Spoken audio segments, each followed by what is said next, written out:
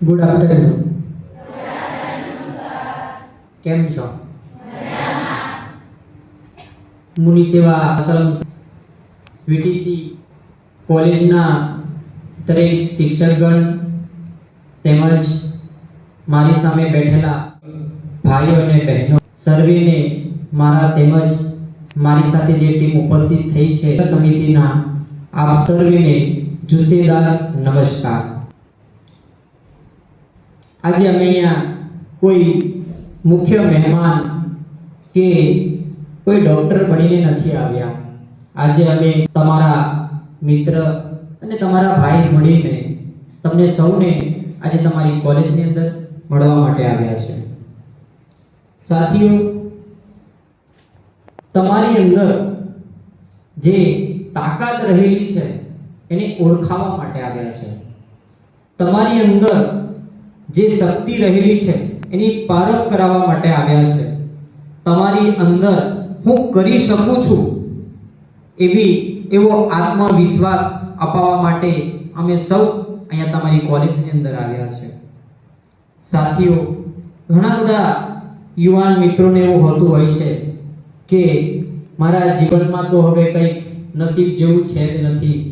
મારા જીવનમાં હર હંમેશા માટે અંધારું ને અંધારું જ છે. ત્યારે અહીંયા આગળ આ કોલેજમાં આવ્યા પછી મેં ઘણા બધા યુવાન મિત્રો અને બહેનોને જોયા છે.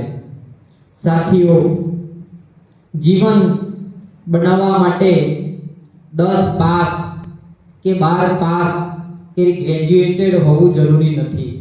આ કોલેજ એવી છે કે જ્યાં 10 ફેલ પાસ 12 પાસ 12 નપાસને પણ જો આપણા જીવનનું ઘડતર કરતી હોય તો આખા ગુજરાતની અંદર મને એવું લાગે છે કે આ એક કોલેજ એક જ એવી છે કે જ્યાં નપાસ લોકોને એંગડી બોલાવીને ભણાવીને શિક્ષણ આપીને એમના જીવન ઘડતર માટે એમને જે જીવનમાં જે આર્થિક રીતે પૈસો કમાવો છો ત્યાં સુધીની મદદ કરે છે.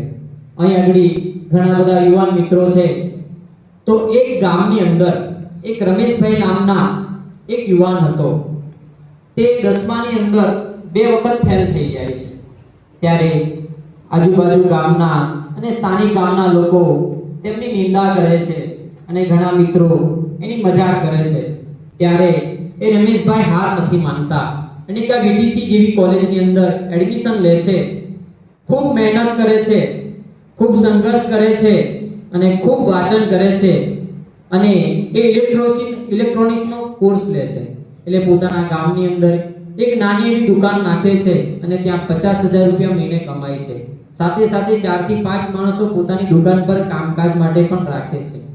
એમને જે સંઘર્ષ કર્યો, એમને જે મહેનત કરી, એમને જે વાંચન કર્યું, એના લીધે જે એમની નિંદા કરતા હતા, જે એમની મજાક કરતા હતા, એવા મિત્રોને શીખ મળી કે જ્યાં પૂરું થઈ જાય છે ત્યાંથી શરૂઆત થાય છે અને જ્યાં હાર થાય છે ત્યાંથી જીતની તૈયારી થાય છે. યુવાનો, આપને સૌ અહીં ઘણા બધી મારી બહેનો પણ છે તો એમને પણ કહેવા માંગુ છું કે તમારી અંદર તમારું ઘર ચલાવવા માટે તમે જન્મ નથી લીધો. તમે આખો સમાજને અને આજુબાજુના વિસ્તારને ચલાવવા માટેનો પણ જન્મ લીધો છે.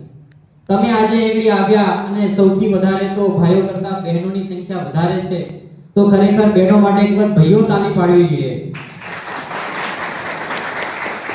અને અહીંયા સર્વે ભાઈઓને અને બહેનોને મારી એક નમ્ર વિનંતી છે કે આપને સૌ આજુબાજુના ગામમાં આપણા સગા સંબંધીમાં ક્યાંક જેમને પણ તકલીફ છે, જેમની પણ ફી ન ભરાતી હોય કે જ્યાં એમનું જીવન એમને એવું લાગતું હોય કે હવે બધું પૂરું થઈ ગયું, એવા લોકોને આ વીટીસી કોલેજની અંદર લાવવાની જવાબદારી તમારી બધાની છે.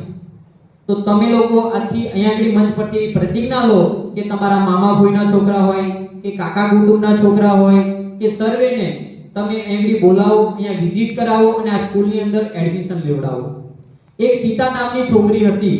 એના પપ્પા કડિયાને આદિવાસી વિસ્તારની અંદર જેમ આપણે સૌ ગામડામાં રહીએ છીએ છૂટ છવાયા ગામમાં રહેતા હતા. પપ્પા કડિયા કામ કરે એટલે આર્થિક પરિસ્થિતિ પૈસા એટલે કે બહુ ઓછા. ત્યારે સીતાબેને આ વીટીસી જેવી કોલેજની અંદર આવીને લે છે અને સીવન ક્લાસીસનો કોર્સ કરે છે. કોર્સ કર્યા પછી તેમને પોતાના ગામની અંદર એક દુકાન નાખે છે સીવણ ક્લાસની, અને સારો એવો પૈસો કમાય છે અને પોતાના મોટા ભાઈના લગ્ન કરાવે છે.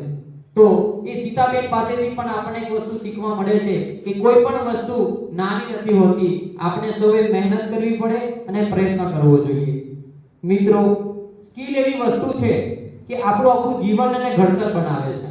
જો આપણી અંદર સ્કિલ હશે તો આપણું ભવિષ્ય બહુ જ ઉજળું હશે. તો હું દરેક યુવાન મિત્રોને પણ એક નમ્ર વિનંતી કરું છું કે જે આપણા મિત્રો અને આપણા ભાઈઓ છે એ વેશન અને ફેશનની અંદર જે લોકો ગામડે ગામડે નાટક ચાળા કરી રહ્યા છે, તો એમને એકવાર બીટીસી કોલેજની વિઝિટ કરાવો, મુલાકાત કરાવડાવો અને એમનું પણ જીવન સુધરે, એ પણ સારા મંચ પર જાય.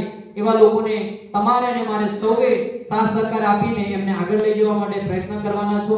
અને આજે બીટીસી કોલેજની અંદર અમે આવ્યા છે તો તમારા દરેક સ્ટાફને અમે વચન આપીને જઈએ છીએ કે અમારો બધો પ્રયત્ન અમે કરીશું અને તમારી કોલેજને જેટલો પણ સાથ સહકારની જરૂર પડે તમે ગમે ત્યારે અમને અવાજ કરજો. અમે તમારા માટે હર હંમેશા માટે આવીશું અને બનતી મદદ કરતા રહીશું. આપ સર્વે મને ખૂબ